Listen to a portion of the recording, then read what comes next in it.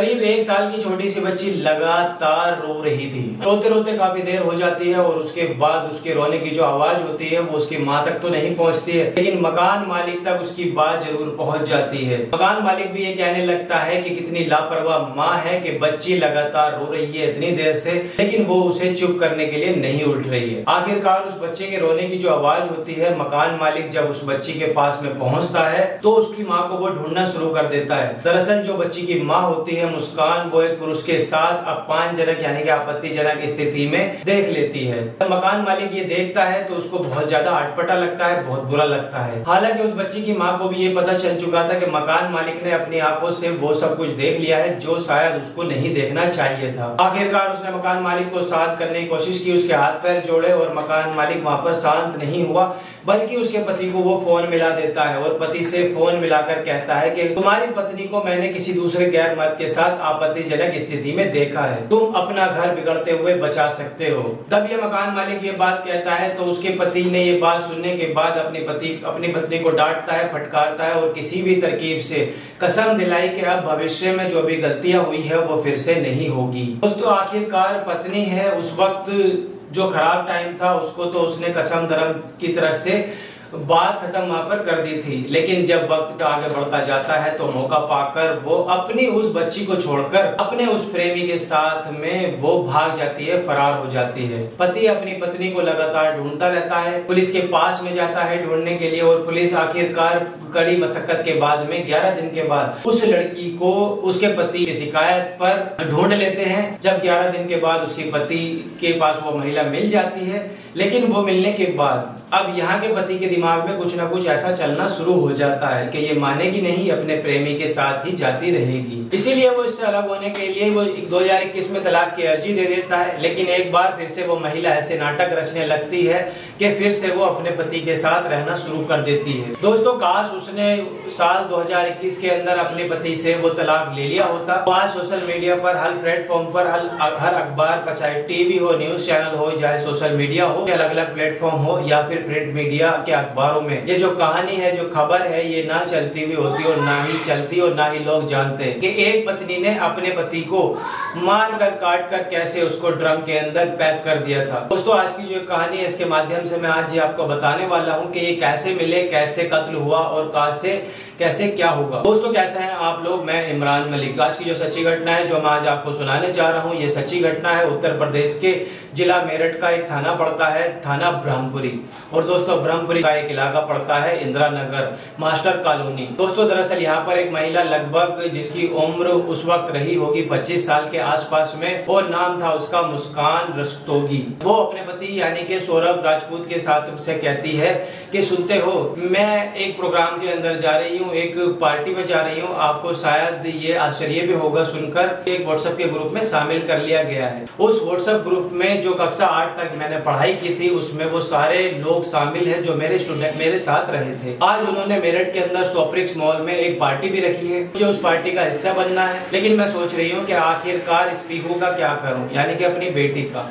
अगर तुम कहो तो मैं इसे अपनी नानी के घर पे छोड़ आती हूँ। जैसे राजपूत ये बात सुनता है उसको कहता है मुझे कोई ऐतराज नहीं है, वैसे भी मुझे काम पर जाना होता है। दिल्ली रोड स्थित वो एक प्लाईवुड की दुकान पर वो काम करता था। पत्नी घर पर अकेली रहती थी और साथ में उसकी एक बच्ची भी रहती थी जो अभी कुछ ही महीनों की हुई थी। आखिरकार उसने पति से बातचीत कर ली, उससे परमिशन ले ली है और परमिशन लेने के बाद वो अपनी बेटी को नानी के यहाँ पर छोड़ देती है और नानी के यहाँ पर छोड़ने के बाद वो सीधा सोप्रिक्स मॉल पर चली जाती है। वहां जाकर देखते हैं कि कई ऐसे छात्र और छात्राएं थे जो कक्षा 8 तक उसके साथ में पढ़ाई किए थे। हालांकि उसकी जो पढ़ाई लिखाई थी मुस्कान की वो केवल 9 क्लास तक ही हुई थी और 9वीं क्लास में वो फेल हो जाती है और फेल होने के बाद वो आगे पढ़ाई नहीं करती है। लेकिन साल 2019 में अचानक एक व्हाट्सएप का ग्रुप बनाया जाता है और जब वो उस ग्रुप में शामिल हो जाती है तो वो बहुत ज्यादा खुशी महसूस कर रही थी कि आखिरकार पुराने दोस्तों से मुलाकात हो गई है। रोज चैटिंग होती थी, बातचीत होती थी उन सब से। वक्त आगे बढ़ता जाता है और सोप्रिक्स मॉल में जब वो पहुंच जाते हैं, तब वहाँ वो अपनी आंखों से देखती है, उसको एक दोस्त नजर आ जाता है। उसका नाम होता है साहिल शुक्ला, जो कि ब्रह्मपुरी थाना क्षेत्र का निवासी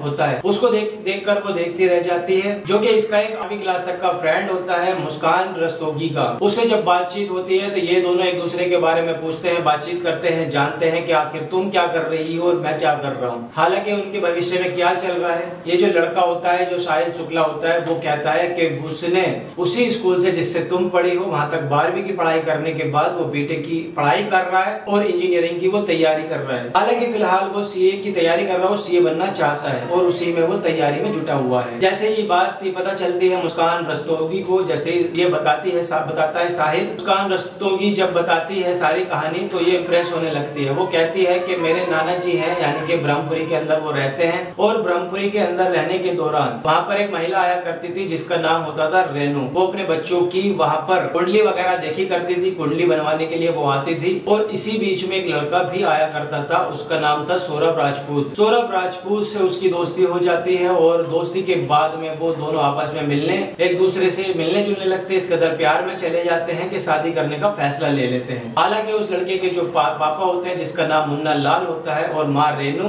भाई बबलू और बहन शिवानी, ये जो परिवार है पूरी तरीके से तैयार नहीं होता। लेकिन सौरभ राजपूत था, उसने कहा कि अगर मुझे शादी करनी है तो मुस्कान रस्तोगी से ही करनी है और किसी से मैं शादी नहीं करूंगा। उधर जो मुस्कान रस्तोगी होती है, उसके पिता ज्वेलर का काम करते हैं, लेकिन उनके परिवार वाले बिल्कुल तैयार नहीं होते हैं। जिनका नाम प्रमोद रस्तोगी होता है, भाई विशाल रस्तोगी होता है और बहन परी होती है और माँ कविता रस्तोगी होती है। दोनों ही परिवार इस रिश्ते से बिल्कुल भी खुश नहीं थे। उनका कहना था कि मान रस्तोगी और सौरभ राजपूत आपस में शादी करें, विवाह करें, इसकी मंजूरी नहीं थी। जब इन दोनों ने जिद करी और जिद के आगे परिवार वाले टूट जाते हैं और साल 2016 में इनकी शादी हो जाती है। दोनों की 15 में इनकी पहली मुलाकात होती है मामा के घर पर। ये लड़की अपने नाना के यहाँ पर अक्सर आया जाया करती थी और इसी बीच में पता ये भी चलता है कि उस लड़के की मर्चेंट नेवी में नौकरी लग जाती है और वो वहाँ से लंदन चला जाता है। घर वाले पहले से ही रिश्ते को लेकर खुश नहीं थे और इस लड़की को ज्यादा वो तवज्जो देते नहीं थे और लड़की भी कहीं ना कहीं इनसे दूरियां बनाना शुरू कर देती है और कहीं ना कहीं वो लड़का 1 या 1.5 साल ही लंदन में नौकरी कर पाता है, सौरभ राजपूत, और उसे वहां से नौकरी छोड़कर वापिस अपने घर आना पड़ता है, अपने परिवार के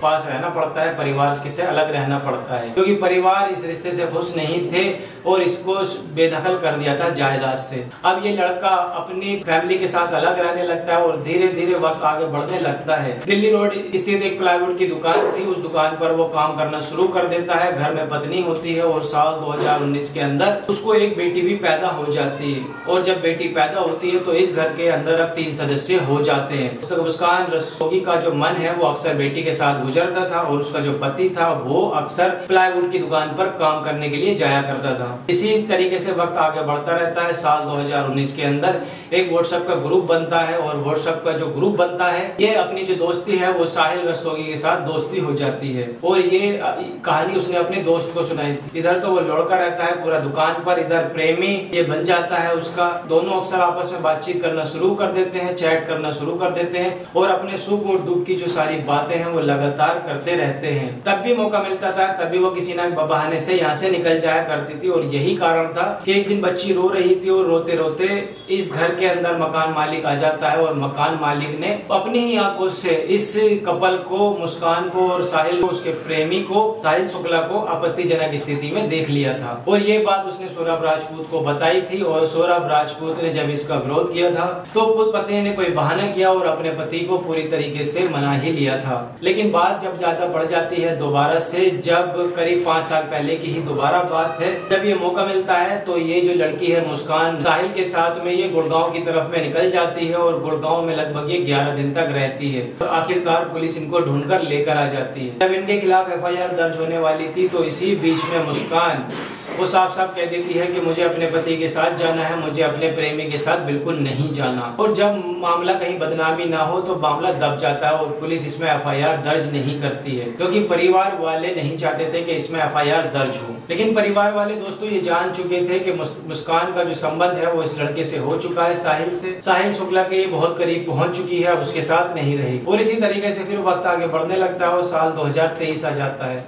और ये कोशिश कर रहा था एक बार फिर से इस लड़की से, इस देश से वो कहीं पर बाहर चला जाए तब जाकर उसको लंदन के अंदर दोबारा से एक मॉल के अंदर उसको काम मिल जाता है, उसको जॉब मिल जाती है और जॉब करने के लिए साल 2023 में वो चला जाता है। यहाँ पर जो सिर्फ इसकी केवल पत्नी होती है मुस्कान, वो अकेली रहती है अपनी बेटी के साथ में, और ना तो वो अपने ससुराल में रहना चाहती है और ना ही वो अपने मायके में रहना चाहती है। हालांकि मायके वालों ने कोशिश की थी कि वो हमारे साथ आकर रहे या फिर वो ससुराल में जाकर रहे, इस तरीके से वो अकेले बिल्कुल ना रहे। लेकिन जैसी मुस्कान की आदत थी कि वो अपने प्रेमी से लगातार मिलना चाहती थी, इसीलिए वो लगातार मना करती थी। अब एक दिन ऐसा आता है 25 सितंबर का, जब मुस्कान का बर्थडे आता है, तो उसका पति सौरभ राजपूत उसको कॉल करता है कि मैं मेरठ आ रहा हूँ और तुम्हारा बर्थडे सेलिब्रेट करूंगा। और इसी बीच साहिल के साथ जब ये रहने लगती है तो उसको नशे की भी आदत लग जाती है। लेकिन तभी ये लोग दोनों मिलकर एक प्लान बनाते हैं कि अगर वो आएगा तो हमारा मिलना जुलना बंद हो जाएगा और हमारा जो नशे का काम है, जो हम नशा करते हैं, वो भी खत्म हो जाएगा। तभी ये दोनों लोग मिलकर एक प्लान बनाते हैं उसको मारने का। जैसे ही सौरभ राजपूत मेरठ पहुंचता है, उसका बर्थडे सेलिब्रेट करता है, तो उसको शराब दी जाती है। उस शराब में नशीली दवाई होती है। उसको, हालांकि सौरभ उस दिन शराब नहीं पीता, तो उसकी जान बच जाती है। उसके बाद आता है मार्च का महीना। उसने बीच में बहुत कोशिश की उसको मारने की, लेकिन नहीं हो पाया। मार्च आता है 2025, उसके खाने में जहर दे दिया जाता है, यानी कि एक नशीला पदार्थ दिया जाता है जिसकी बदौलत वो बेहोश हो जाता है। और उसके बाद पहला वार बताया जाता है कि मुस्कान ही करती है, मुस्कान ही उसके सीने पर पहला वार करती है। और उसके बाद वो साहिल शुक्ला करता है, साहिल शुक्ला उसके ऊपर वार करता है और उसके तकरीबन 15 टुकड़े कर देते हैं। 15 टुकड़े करने के बाद बताया जाता है कि साहिल शुक्ला उसके कुछ अंग, हथेलियां, आंख, नाक, कान निकालकर अपने यहाँ ले जाता है। बताया ये भी जाता है कि साहिल शुक्ला था वो तंत्र मंत्र का काम करता था और उसने तंत्र मंत्र के जरिए ही अपने जाल में फंसाया हुआ था। अब इन दोनों की प्लानिंग होती है कि हमने मार तो दिया है, लेकिन उसको दबाया कैसे जाए, कहां पर उसको फेंका जाए, जलाया जाए, क्या किया जाए। तब साहिल शुक्ला के दिमाग में आता है कि पास ही एक जली कोठी से एक ड्राम खरीदा जाए, एक सीमेंट की बोरी खरीदी जाए और उसको यहाँ पर दबा दिया जाए। दबाने के बाद ये लोग शिमला निकल जाते हैं, हिमाचल लगभग 15 दिन रहते हैं और 15 दिन के बाद ये लोग आते हैं वापस, ताकि अब नया मोड़ ला सके और सौरभ राजपूत की फैमिली को फंसाया जा सके। सौरभ की फैमिली को फंसाने की पूरी कोशिश की जाती है, लेकिन सौरभ की फैमिली नहीं फंस पाती। और लड़की के जो पिताजी होते हैं उनको शक होने लगता है कि मेरी ही बेटी झूठ बोल रही है, और इसी तरीके से इसका भांडाफोड़ हो जाता है और दोनों की गिरफ्तारी हो जाती है और पुलिस इनको अब जेल भेज देती है। तो दोस्तों, इस कहानी को सुनाने का मतलब आपको ये नहीं था कि आपको परेशान किया जाए या आपको दुख पहुंचाया जाए, केवल यही था सावधान रहें, सतर्क रहें और आसपास अपने देखें क्या चल रहा है। तब तक मिलता हूं अदर कहानी लेकर। जय हिंद।